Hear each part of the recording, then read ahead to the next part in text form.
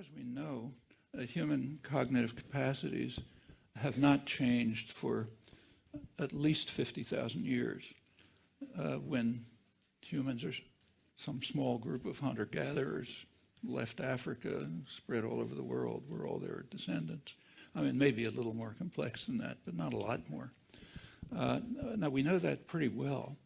It's like, it's not that anyone understands the biological nature of it, but there's very strong evidence.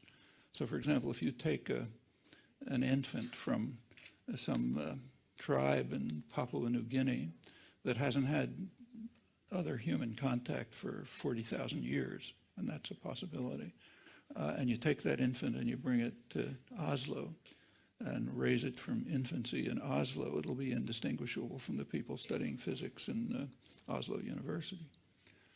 It has the same cognitive capacities. And conversely, you take an infant from here and put it in that tribe in Papua New Guinea, it'll be able to do all the complex cognitive tasks that they can solve, but that you and I couldn't possibly solve. We couldn't survive there for a week. So it looks from evidence like, from evidence like that, which is maybe not conclusive, but is certainly powerful, it seems that cognitive capacities just haven't changed. In fact, humans are genetically very much alike as compared with other species. And it's not surprising because there's apparently a common origin not very long ago. 50,000 years is nothing in evolutionary time. It's an eye blink. So the chances are that whatever the cognitive capacities were 50,000 years ago, they still are. Of course, they have to be brought out like other innate capacities. They have to be elicited by experience, but they're there, And I think that's, Hume wasn't thinking about evolution, of course, but when he talked about the common faculties that are given by the original hand of nature, I think must be what he meant. I mean, these were real problems in the 17th and 18th century. Remember that at the time of the early scientific revolution, that was also the time of the first real explorations. And explorers were finding all sorts of creatures that didn't look like Europeans, like Negroes and orangutans and so on. And they weren't sure how to distinguish them. So which ones, are some of them human or not? If you're a Cartesian rationalist, there's a sharp distinction between human and non-human. Cartesian rationalism is incompatible with racism. It's a point that historian of philosophy Harry Bracken has discussed at length. You can't be a rationalist and a racist. You either have a mind or you don't have a mind. And if you have a mind, it's the same. There's only one, so that's it. You can't. Empiricists, on the other hand, could be racist because you can have different properties. And these were hotly debated issues in the 17th and 18th century.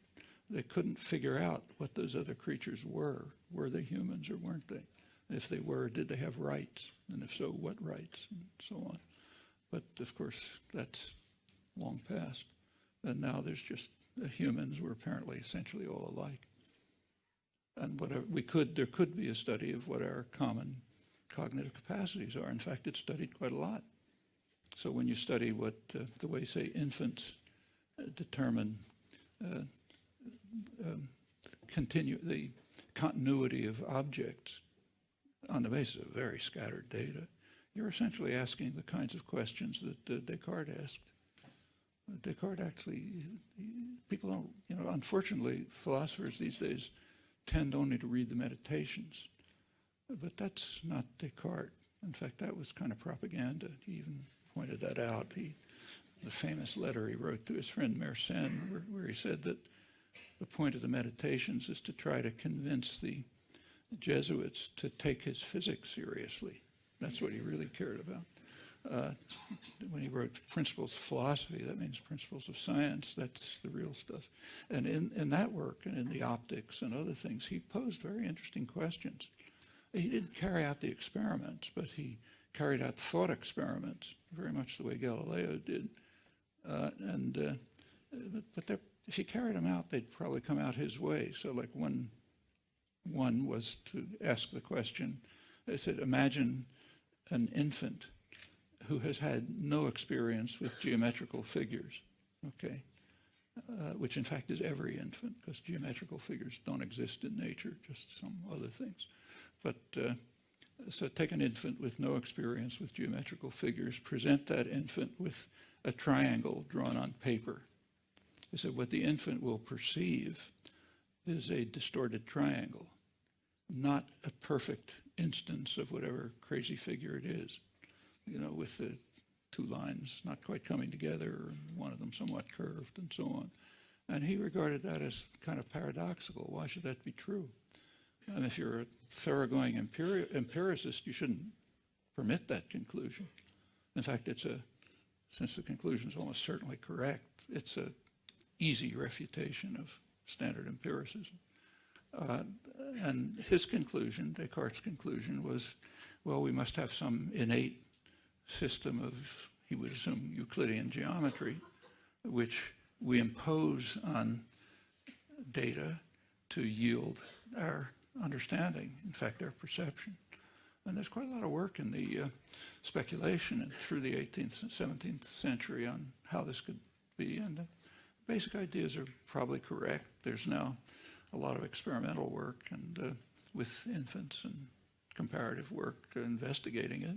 And that is at the beginnings of work trying to find out what our cognitive capacities are.